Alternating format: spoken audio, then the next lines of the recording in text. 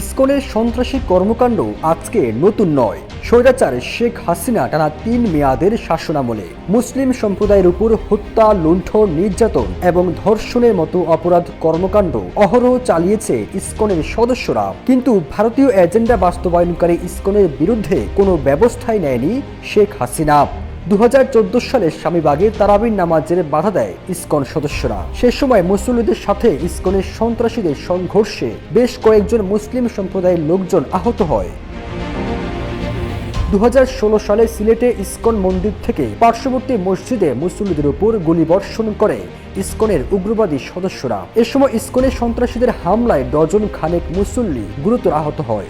ইসকনের বিরুদ্ধে ফেসবুকে পোস্ট দেওয়ায় 2016 সালে খুন হয় সিলেটের এক মসজিদের ইমাম। উগ্রবাদী সংগঠন ইসকনের শীর্ষ নেতা চিন্ময় কৃষ্ণ দাসকে গ্রেপ্তারের ঘটনায় আইনজীবী সাইফুল ইসলাম আলিফকে প্রকাশ্যে জবাই করে হত্যা করে ইসকনের সন্ত্রাসীরা। এখানে শেষ নয়।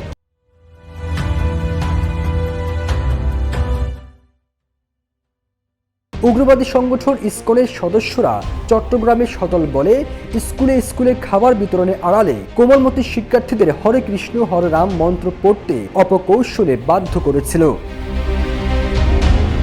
সে সময় এমন কর্মকাণ্ডে চরম সমালোচনা ও বিতর্কের মুখে পড়ে উগ্র সংগঠনটি। এজন্য ইসকন নেতারা প্রকাশ্যে ক্ষমাও চান।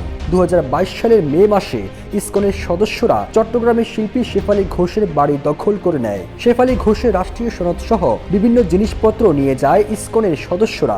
এমন ঘটনায় ওই বছরের 17 মে চট্টগ্রাম প্রেস ক্লাবে সংবাদ সম্মেলন করে ঘটনা জনসম্মুখে নিয়ে আসেন তিনি। পাশাপাশি চিফ জুডিশিয়াল ম্যাজিস্ট্রেট আদালতে একটি মামলাও করেন শেফালী ঘোষ।